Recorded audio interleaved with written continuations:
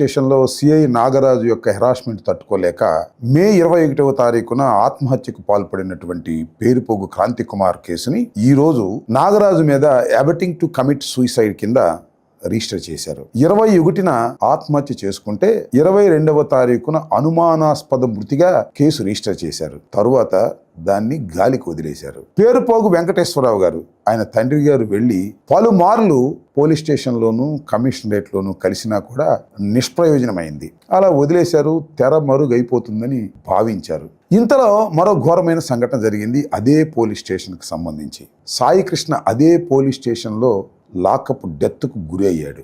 దాన్ని కూడా గాలికి వదిలేయాలని అణిచివేయాలని ప్రయత్నం చేశారు. కానీ వైఎస్ఆర్ కాంగ్రెస్ పార్టీ ఇంటర్ఫీర్ అయిన తర్వాత దాన్ని దాయలేకపోయారు. జూన్ 18వ తారీఖున జగన్మోహన్ రెడ్డి గారే సాక్షాత్తు వెళ్లి సాయికృష్ణ తల్లిని పలకరించారు. జరిగింది అన్యాయం అని చెప్పారు. మీకు మా మద్దతు ఉంటుంది అని చెప్పారు. అంతే, కేసు రిజిస్టర్ చేశారు. అప్పుడు 18వ తారీఖున జగన్మోహన్ రెడ్డి గారు విజిట్ చేసి తల్లిని పలకరించిన తర్వాత 19వ తారీఖు అంటే తెల్లవారుజామున కేసు రిజిస్టర్ చేశారు.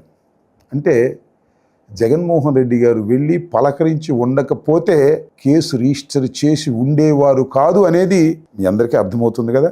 అదేవిధంగా పేరుపోగు క్రాంతి కుమార్ ఆత్మహత్య విషయంలో కూడా కేసు రిజిస్టర్ చేయకోకుండా తప్పుకు పోవాలని అనుకున్నారు. కానీ జగన్మోహన్ రెడ్డి గారు జూలై 2వ తారీఖున పేరుపోగు కాంతి కుమార్ ఇంటికి వెళ్ళి పలకరించారు. అసలు పేరుపోగు కాంతి కుమార్ దారుణంగా ఆత్మహత్య చేసుకోవడానికి గల కారణం ఏమిటి అనే విషయం ఇప్పుడు బయటకు వచ్చిందో తెలుసా? 18వ తారీఖున సాయికృష్ణ ఇంటికి వెళ్ళి వారి తల్లి గారిని పలకరించినప్పుడు పేరుపోగు కాంతి కుమార్ కూడా ఆత్మహత్య చేసుకుంటూ సెల్ఫీ వీడియో పెట్టారు, చూడండి అని ఆ రోజు చూపించారు. నేను మాది పుట్టడం తప్పైపోయింది. నన్ను వెంటాడి వేధిస్తున్నారు. గత 3 నెలల నుంచి నన్ను కొడుతూనే ఉన్నారు. నేను ఇంక బతకలేకపోతున్నాను. నా చావుకు కారణం కృష్ణ సిఐ గారే. అప్పుడే అది బయటకు వచ్చింది, వైరల్ అయింది. ఆ తర్వాత అయినా కేసు బుక్ చేస్తారేమో అని అనుకున్నాం, కానీ బుక్ చేయలేదు, వదిలేశారు. కానీ జగన్మోహన్ రెడ్డి గారు 2వ తారీఖున వెళ్ళి పలకరించిన తర్వాత గత్యంతరం లేని పరిస్థితుల్లో మాత్రమే ఈ కేసు రిజిస్టర్ చేశారు. ఒక విధంగా చెప్పాలంటే రెండు అంతే. జగన్మోహన్ రెడ్డి గారు 18వ తారీఖున వెళ్ళిన తర్వాత 19వ తారీఖు అది రిజిస్టర్ చేశారు. 2వ తారీఖున వెళ్ళి పేరుపోగు క్రాంతి కుమార్ కుటుంబాన్ని పలకరించిన తర్వాత 7వ తారీఖు రిజిస్టర్ చేశారు. అంటే నేను ఇక్కడ చెప్పదలుచుకున్నటువంటి అంశం ఏమిటంటే, జగన్మోహన్ రెడ్డి గారు వెళ్ళి ఆ కుటుంబాలని పరామర్శించి మీకు అండగా ఉంటాము అని చెప్పి ఉండకపోయినట్లయితే 2 కేసులు కూడా పోలీసులు రిజిస్టర్ చేసేవాళ్ళు కాదు, కాలగర్భంలో కలిసిపోయేవి అనేది మాత్రం చాలా స్పష్టంగా మీకు అర్థమై ఉంటుంది, ప్రపంచానికి కూడా అర్థమైంది. అంటే ఆంధ్రప్రదేశ్లో పోలీసింగ్ ఎంత దారుణంగా ఉందో ఒకసారి మీరు ఆలోచించాలని ఈ సందర్భంగా నేను గుర్తు చేయటం కోసమే ఈ 2 మాటలు చెప్తున్నాను. ఈ సందర్భంగా మరొక విషయాన్ని కూడా ఇక్కడ ప్రస్తావించాలి. రావణ్ అరెస్ట్, ఆ తర్వాత నెల్లూరు జైల్లో రిమాండ్లో ఉండటం. కొన్ని యూట్యూబులు, ముఖ్యంగా తెలుగుదేశానికి అనుకూలంగా ఉండేటటువంటి యూట్యూబులు, దానిలో కొందరు వ్యక్తులు చెప్తున్నారు ఉపా చట్టాన్ని పెట్టడం కరెక్ట్ అని, రావణ్ అనేవాడు ఉగ్రవాదని ఇలాంటి ప్రచారం చేస్తున్నారు.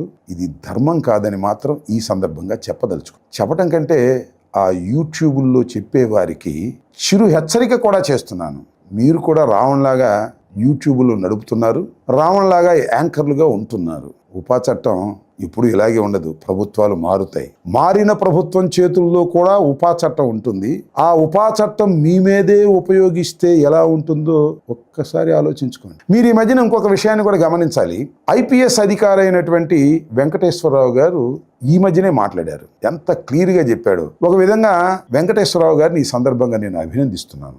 ఎందుకంటే ఆయన ఏదో తెలుగుదేశానికి అనుకూలమని, తెలుగుదేశాన్ని మద్దతిస్తాడని పూర్వం అనుకునే వాళ్ళం. కానీ ఇవాళ చాలా జాగ్రత్తగా మాట్లాడుతున్నారు. ముఖ్యంగా ఉపా చట్టం అనేది ఈ కేసులో పెట్టడం తప్పని, రావణ్ దానికి వర్తించడని చాలా స్పష్టంగా చెప్పాడు. ఒకసారి యూట్యూబ్లో కొట్టి చూడండి, మీకే అర్థమవుతుంది. కాబట్టి ఉపా చట్టాన్ని ప్రయోగించినటువంటి రావణ్ ఖచ్చితంగా త్వరలో బయటకు వస్తాడు, ఖచ్చితంగా ఈ ప్రభుత్వానికి బుద్ధి చెబుతాడు అనేది నేను విశ్వసిస్తున్నాను. ధన్యవాదాలు.